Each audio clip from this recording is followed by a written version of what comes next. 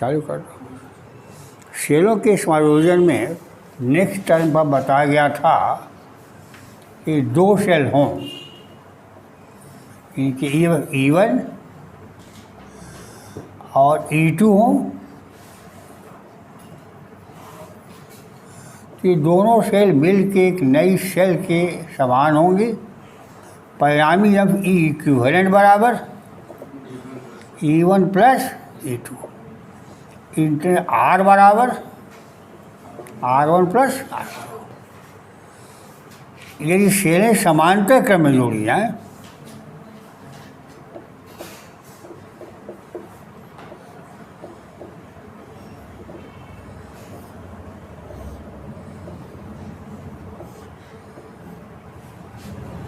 तो E equivalent कितना हो जाएगा?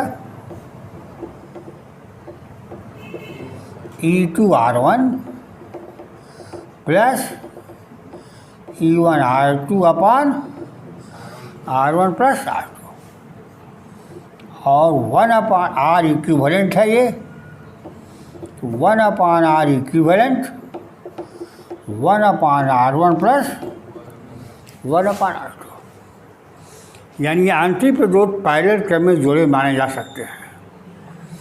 यदि E1 बराबर E2 बराबर E,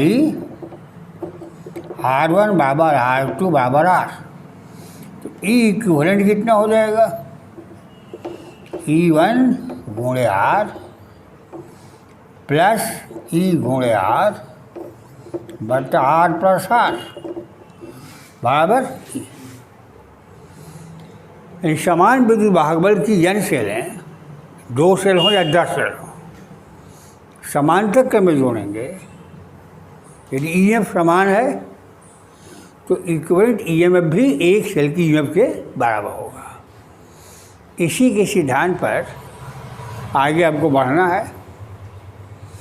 अब मान लीजिए आप एक सेल का प्रयोग करते हैं और आपको पर्याप्त धारा नहीं मिल पा रही है, तो कुछ और सेल ले लेंगे, उनको या तो श्रेणी क्रम में जोड़ेंगे या तो समांतर क्रम में जोड़ेंगे, ताकि हमको अधिक धारा मिल सके।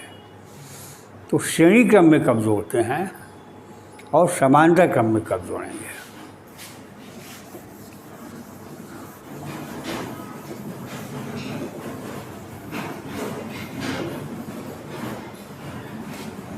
माना n सेलों का EMF बराबर E,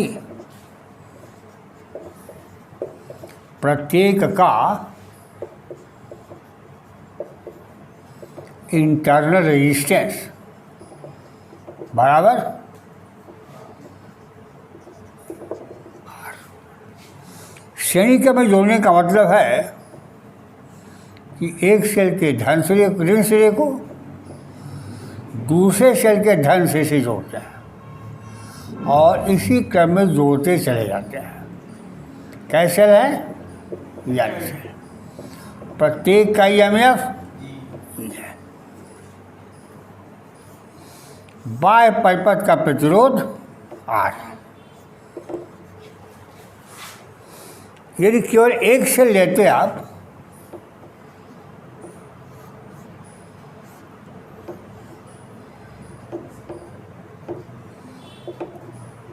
तो उधर I बराबर E अपान कैपिटल R प्लस इस बार, यहाँ धारा I बराबर n सेल है, तो इक्विवेलेंट EMF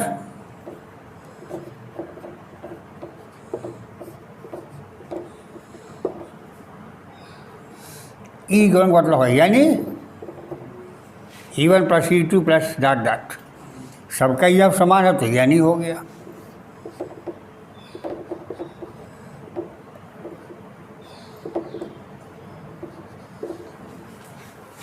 सभी इंटरनल रेजिस्टेंस श्रेणी क्रम में जुड़े हुए माने जाएंगे, तो यानी अपान R प्लस यानी R हो गया।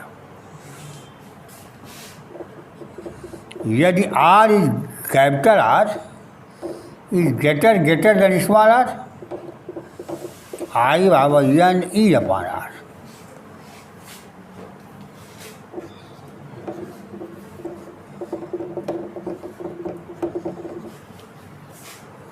तो ऐसी स्थिति में एन सेलों से प्राप्त धारा एक सेल से प्राप्त धारा की एन गुनी है। सेलों का सेलीकरण संयोजन तब करते हैं जब बाह्य प्रतिरोध आंतरिक प्रतिरोध से बहुत बड़ा हो। यदि capital I less than small r, तो कैपिटल आर को छोड़ देंगे, आई बराबर यानी बटा एन आर बराबर ई बटा आर। यह धारा एक सेल से प्राप्त धारा के बराबर है। तो जब यहाँ आर छोड़ेंगे ये अपॉन आर हो जाएगा।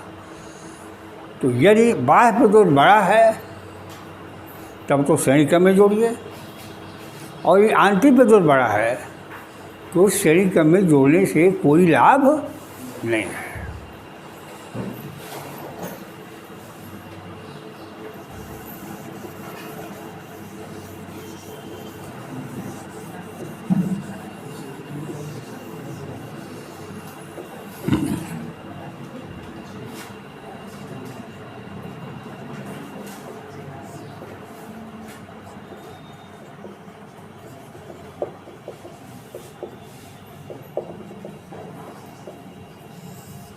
समांतर क्रम संयोजन, इसमें मान लीजिए आपको यम सेल दी गई है,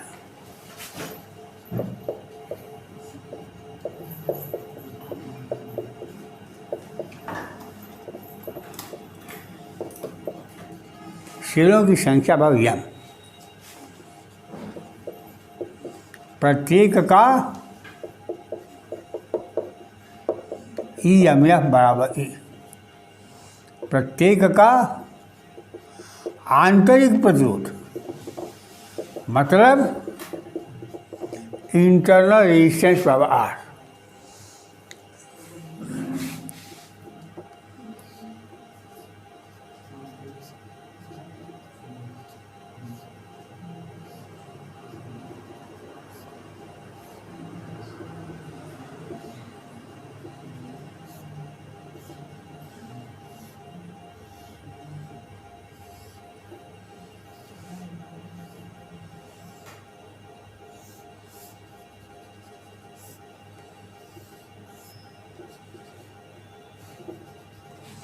यम सेलों का समांतर क्रम संयोजन चित्र में हमने प्रदर्शित कर दिया है।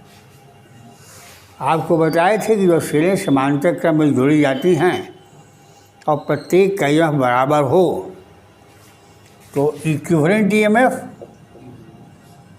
बराबर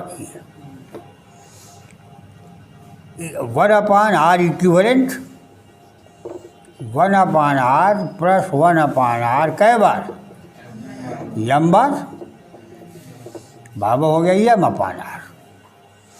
तो आर इक्विवेलेंट कितना हुआ स्मॉल आर बाई यम। धारा कितनी हुई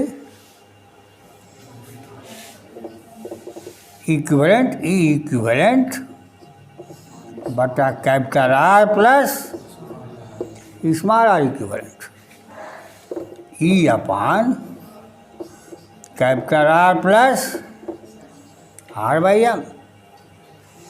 आई बराबर M E upon M R plus small R हो गया। अब यह समायोजन कब प्रयोग में लाया जाना चाहिए? देखिए, यदि आर बराबर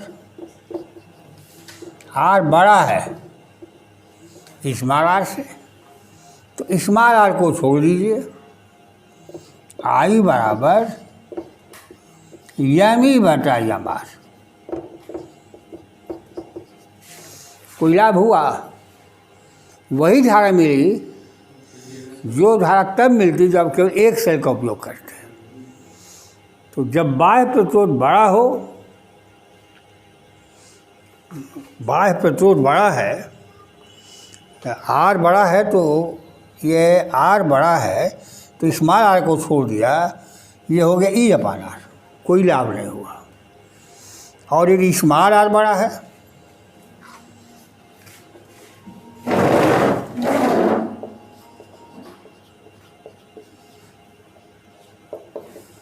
आई बराबर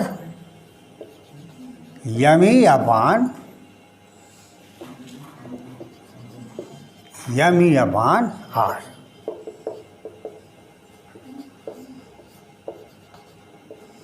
यह धारा एक सेल से प्राप्त धारा की यमगुनी है। आई बताया में। तो जब आंतरिक प्रतिरोध बाह्य प्रतिरोध से बड़ा हो तो सेलों को समांतर क्रम में जोड़ना होगा, और जब बाह्य प्रतिरोध बड़ा हो तो सेलों को श्रेणी क्रम में जोड़ना होगा, और बीच की स्थिति हो तब मिश्रित क्रम में जोड़ना होगा। कैपिटल आर बड़ा है स्मॉल आर से तो श्रेणी क्रम, स्मॉल आर बहुत बड़ा है कैपिटल आर से तो मिश्रित क्रम, और दोनों लगभग में हों तो मिश्रित क्रम में जोड़ना चाहिए। है जब बाह्य प्रतिरोध बड़ा हो आंतरिक प्रतिरोध से तो सेलों को श्रेणी क्रम में जोड़ना चाहिए। तो श्रेणी क्रम का मतलब कब? जब आर बड़ा हो स्मॉल आर से। समांतर क्रम में कब?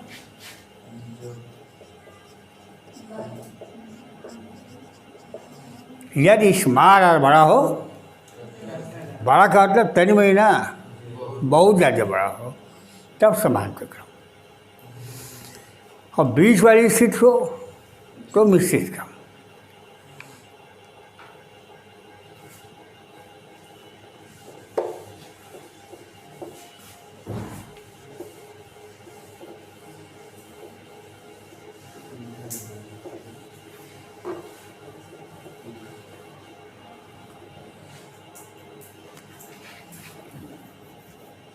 माना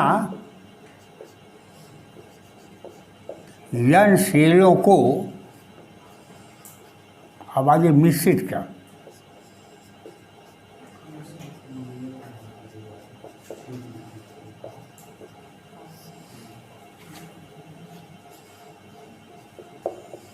श्रेणी क्रम में जोड़कर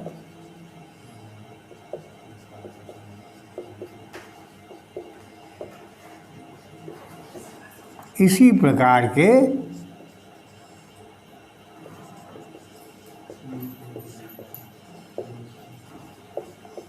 यम समायोजन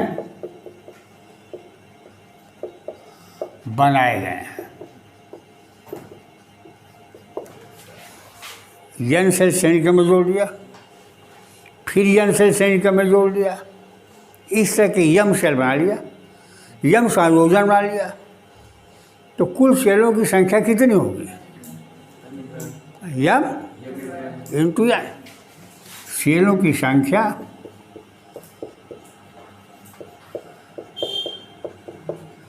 यम गुणे यन, प्रत्येक का एफ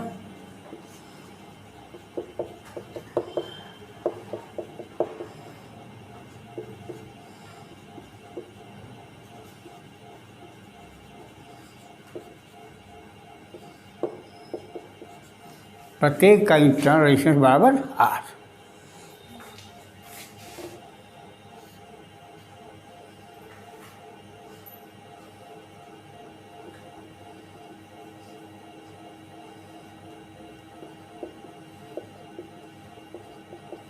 कितनी सेल है इसमें? यन सेल।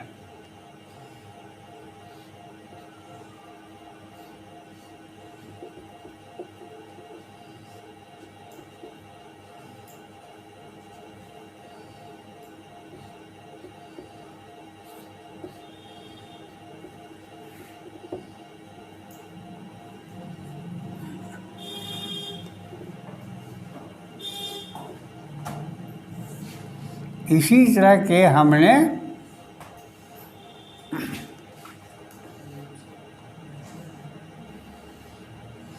यम संयोजन बना लिया है।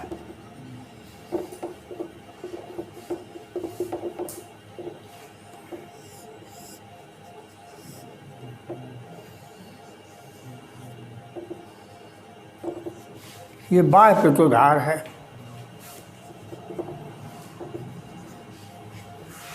ए व बी के मध्य इक्विवेलेंट ईएमएफ कितना होगा?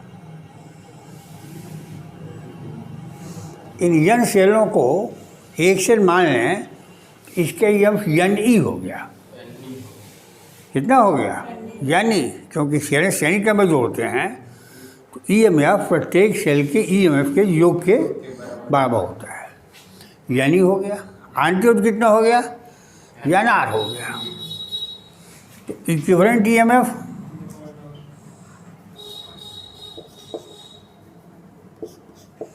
ए व बी के मध्य तुल्य ईएमएफ यन ई श्रेणी क्रम संयोजन का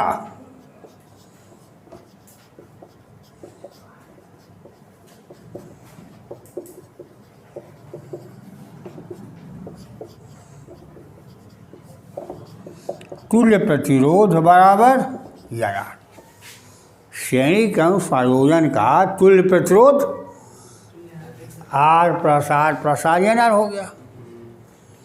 लेकिन कुल तुल्य प्रतिरोध कितना होगा? सब यन आर किस क्रम में है? समांतर क्रम में है। समायोजन का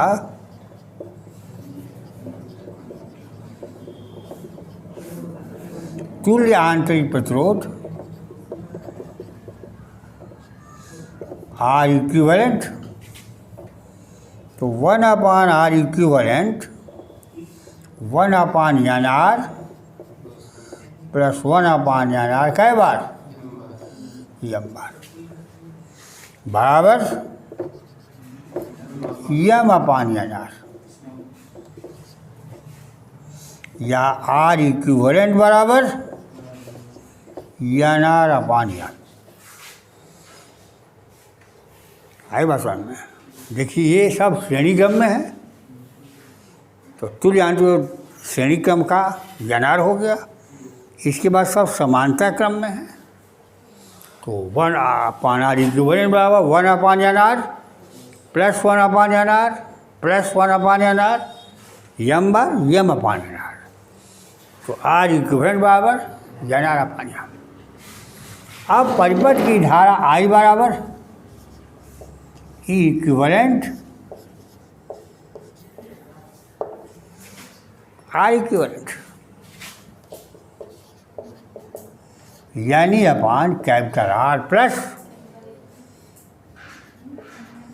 NR/यम।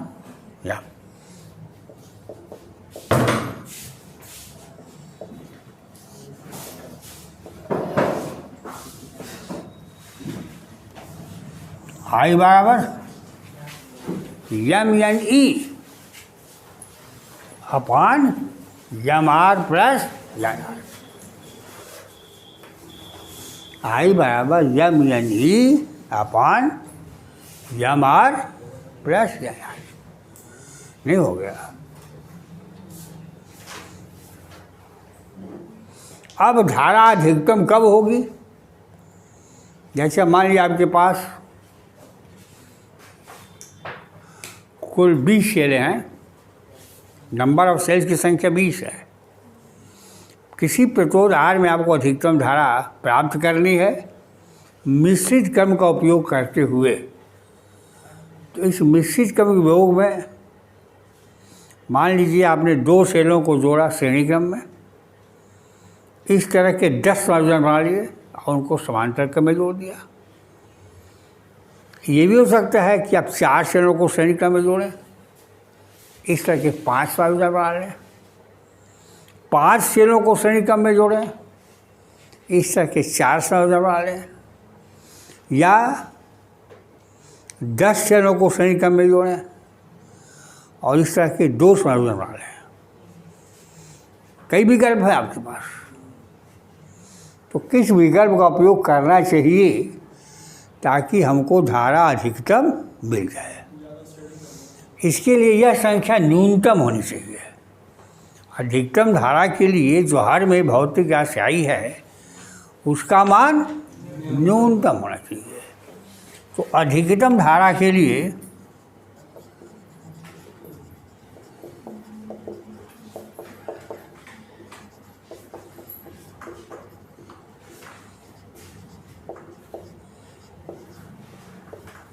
क्या होना चाहिए?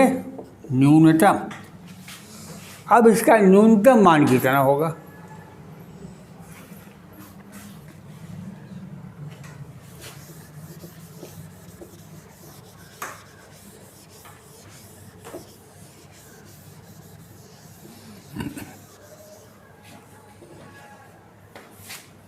देखिए एम.आर प्लस एन.आर को लिख सकते हैं आप √m/r माइनस √n/r का होल स्क्वायर प्लस 2 √m/r गुणे n/r।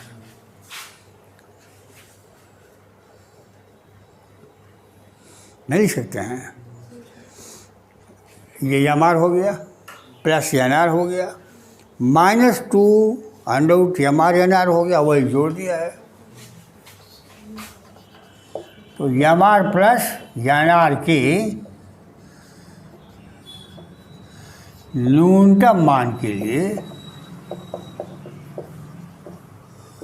√m/r माइनस √n/r का होल वर्ग बराबर 0 या √m/r बराबर √n/r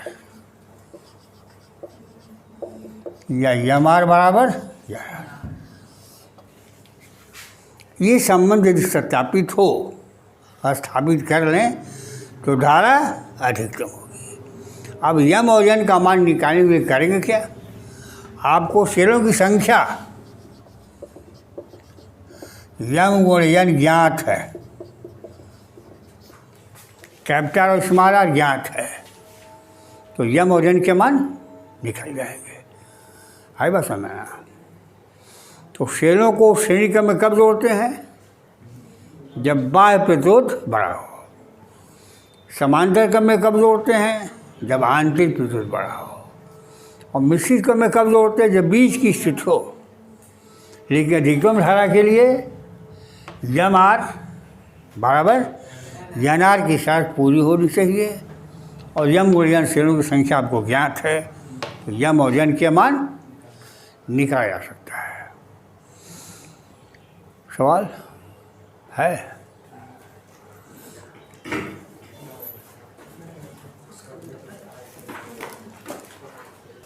देखिए इस दिए गए चित्र में आपको ए व बी के बीच का विभवांतर ज्ञात करना है। यहाँ भी बिंदु निकला देता सी व डी, तब भी कोई बात नहीं थी। बिंदु सी व डी न लगा के केवल यह कह देता कि संलग्न चित्र में सेलों का टर्मिनल विभवांतर ज्ञात कीजिए, तब भी वही बात होगी, क्योंकि सी व डी या ए व बी सेलों के टर्मिनल विभवांतर है।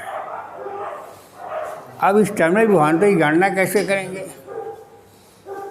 आपको बताया गया था कि जब किसी सेल से धारा ली जाती है तो टर्मिनल विभवांतर भी बराबर E माइनस IR होता है।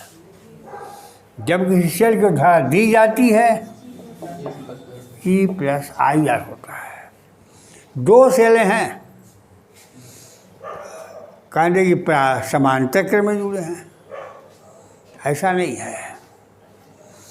अब यह सेल धारा भेजेगी वामावर्त, यह सेल धारा भेजेगी दक्षिणावर्त। इधर देखिए, यह सेल धारा भेजेगी वामावर्त इस दिशा में यह सेल धारा भेजेगी दक्षिणावर्त। तो दोनों सेल एक दूसरे का विरोध कर रही हैं। ऐसी स्थिति में जिसकी लाठी उसकी भैंस की कहावत चरितार्थ होगी और धारा ये हो गए। दोनों सेलें एक दूसरे का विरोध कर रही हैं।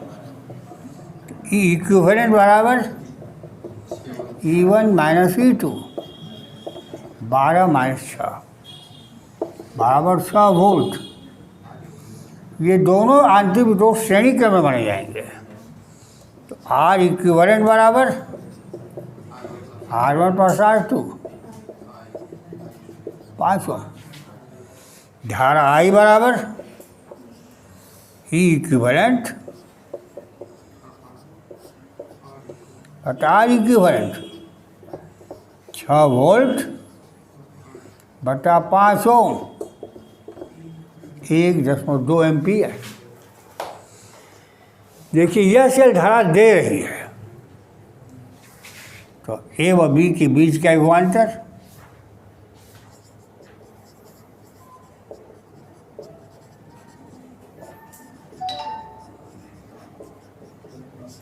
भी बराबर ई माइनस आई आर।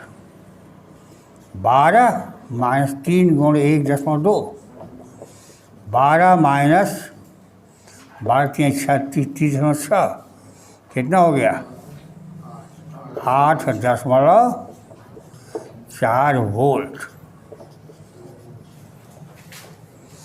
आप कहते हम इससे नहीं निकालेंगे, इससे निकालेंगे। हम आपसे झगड़ा तो करेंगे नहीं, इससे निकालिए। तो ये सेल धारा ले रही है।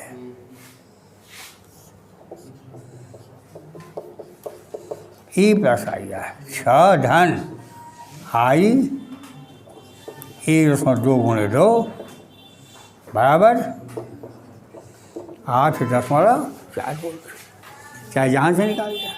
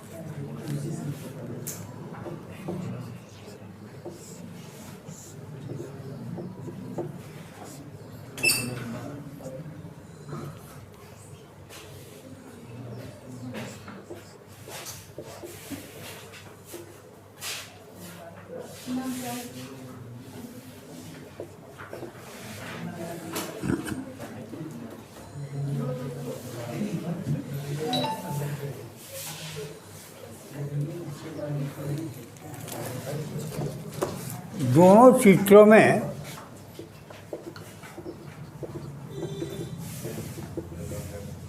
वोल्टमीटर व अमीटर का पाठ बताइए।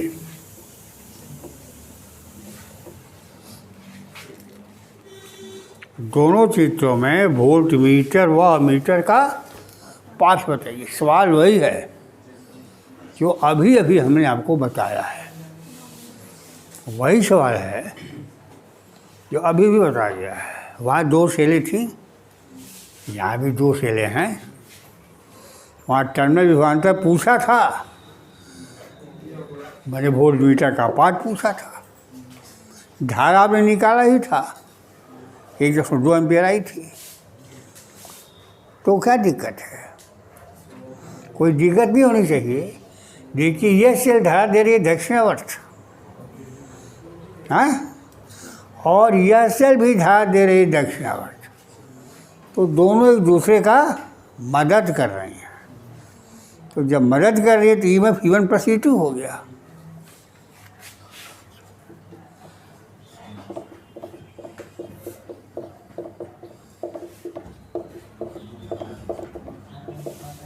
पंद्रह वोल्ट आर इक्विवेलेंट, यहाँ आर का मान छोड़ दिए हैं लिखना, दोनों का एक एक होंगे।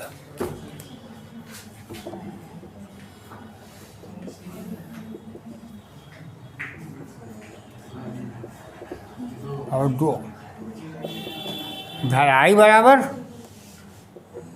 इक्विवेलेंट बटा आर इक्विवेलेंट, 15 और 2 7.5 ampere.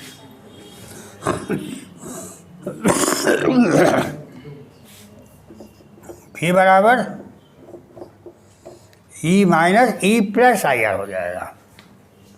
E minus I R, ई है 9 वोल्ट, आई कितना है 7.5 गुणे 1, कितना हो गया 1.5 वोल्ट। आई का मान 1.5 वोल्ट आया।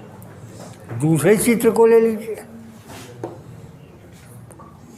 ये क्या कर रहे हैं, एक दूसरे का विरोध कर रहे हैं। यह सेल धारा ऐसे भेजेगी क्लॉक एंटी क्लॉक, यह धारा ऐसे भेजेगी क्लॉकवाइज, यही ना होगा। तो जब क्लॉकवाइज भेजेगी है तो ई इक्विवेलेंट बराबर E minus I R, E equivalent बराबर 9 ऋण 6 बराबर 3 वोल्ट, ये ना होगा। आर इक्विवेलेंट बराबर 2, धारा आई बराबर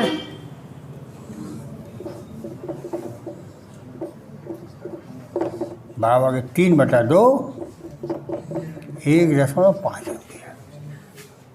भी बराबर ई माइनस आई, इसको ले लीजिए। ई का मान कितना 9, 1.5 गुणे 1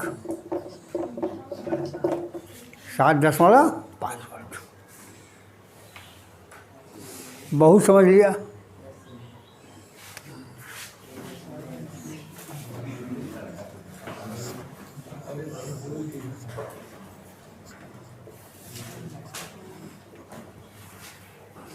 सेल का टर्मिनल विभवांतर बताओ।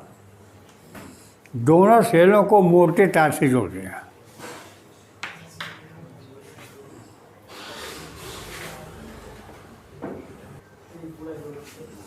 आपका ये हमने सवाल समझा आपको चित्र 1, चित्र 2 और इसी तरह का एक सवाल पहले समझा चुके हैं। हमने एक साधारण सा सवाल दिया कि एक सेल के दोनों सिरों को मोटे तारों से जोड़ दिया है, मोटे चालक तार से जोड़ दिया है। सेल का टर्मिनल विभवांतर बताओ, सेल के सिरों का विभवांतर बताओ।